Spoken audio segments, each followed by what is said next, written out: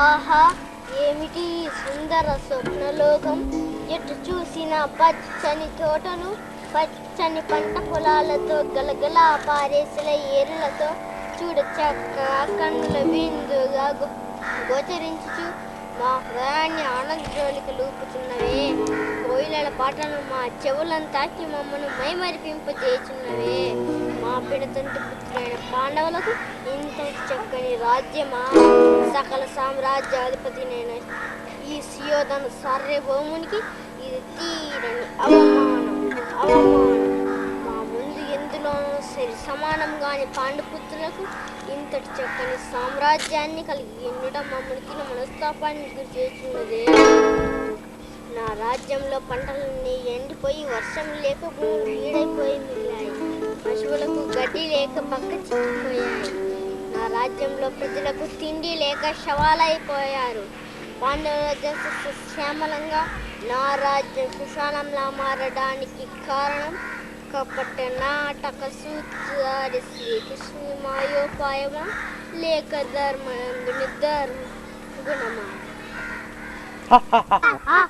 ఎవరు ఎవరు ఎవరు నన్ను చూసి పరిహసిస్తున్నది? ఏమిటి అహంకారం? కురు సామ్రాజ్యాధిపతి నేను నన్ను చూసి పరిహసిస్తున్నది ఎవరు? నీ అజ్ఞానానికి పరిహసిస్తున్నాం.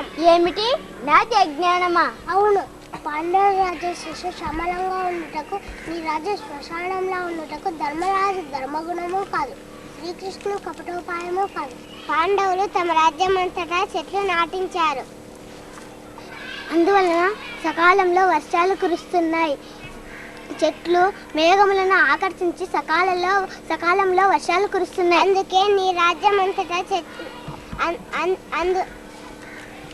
అంతేకాదు, ప్రాణులు వదిలే కార్బన్ డైఆక్సైడ్ను అవి గ్రహించి ప్రాణులకు ఆయువును పోసే ఆక్సిజన్ అందిస్తున్నాయి. అందువలన పాండవుల రాజ్యం సస్యశ్యామలంగా ఉంది.